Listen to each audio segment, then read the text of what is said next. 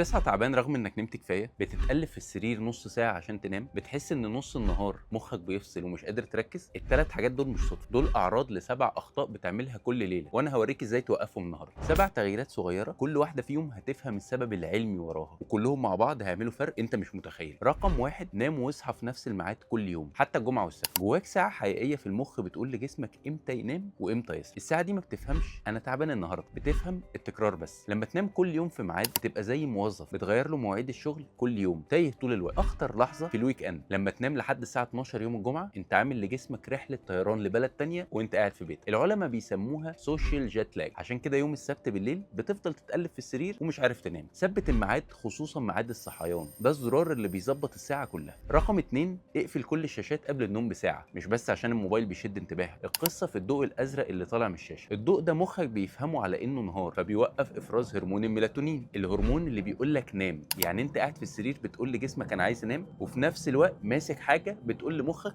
لسه الدنيا نهار. الاتنين بيتخانقوا وانت اللي بتخسر في الاخر. ساعه من غير شاشات قبل النوم بترجع الميلاتونين يشتغل طبيعي، وهتلاقي نفسك بتنام اسرع بكتير. رقم 3، بطل قهوه بعد الساعه 4 العصر. الكافيين بيفضل في جسمك اطول بكتير مما تتخيل. نص الكوبايه اللي شربتها الساعه 4 لسه موجود في دمك لحد الساعه 10 بالليل، وده اللي بيخليك تنام بس نوم خفيف، تصحى وانت حاسس انك ما نمتش كويس من غير ما تعرف ليه. الكافيين شغلته انه بيخدع مخك ويخفي احساس التعب، فحتى لو نمت النوم نفسه بيبقى مش عميق. القاعده بسيطه، اخر قهوه خليها الساعه 2 4 العصر اخرك. عايز حاجه سخنه بالليل، اشرب اعشاب من غير كافيين. رقم 4، خلي اوضتك ضلمه وبرد شويه. جسمك ما بيدخلش في النوم العميق غير لما حرارته تنزل شويه، الاوضه الدافيه بتمنع ده، عشان كده بتتقلب وبتصحى وانت بتعرق. الحراره المثاليه للنوم حوالي 18 ل 20 درجه مئويه، ابرد من معظم الناس ما بتفتكر. والضلمه مش رفاهيه، اي نور حتى لو لمبه صغيره او ضوء الشاحن مخك بيحسه بيقلل الميلاتونين. خلي الاوضه ضلمه فعلا، واستخدم ستاره تقيله او غمايه عين لو محتاجها. جسمك اتصمم ان هو ينام في كهف مش في النور. رقم 5، ما تنامش وانت جعان او اكل زياده. دي معادله دقيقه جدا. لو نمت وانت لسه دابب اكله محترمه، جسمك هيفضل شغال في الهضم بدل ما يدخل في النوم العميق، فبتنام نوم تقيل بس مش مريح. ولو نمت جعان،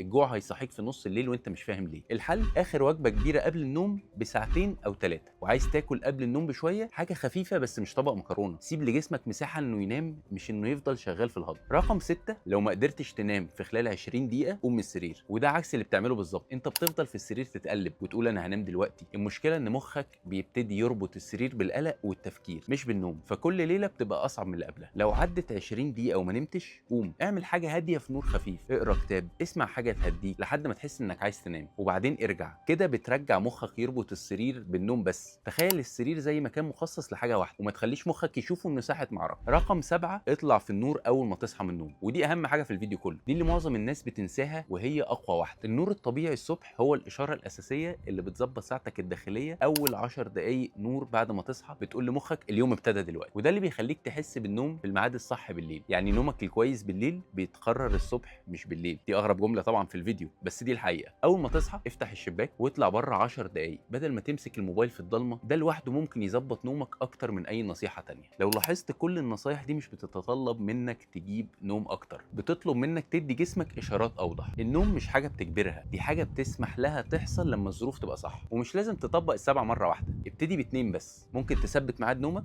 وتخلي النور في الصبح تشوفه وتتفرج على الفرق. جربهم لمده اسبوع وارجع قول لي في الكومنتات انهي نصيحه عملت لك اكبر فرق. انا متاكد انك هتتفاجئ من الاجابات. ولو عايز فيديو تاني عن اكل بيحسن النوم قول لي وانا اعمله. Stay safe.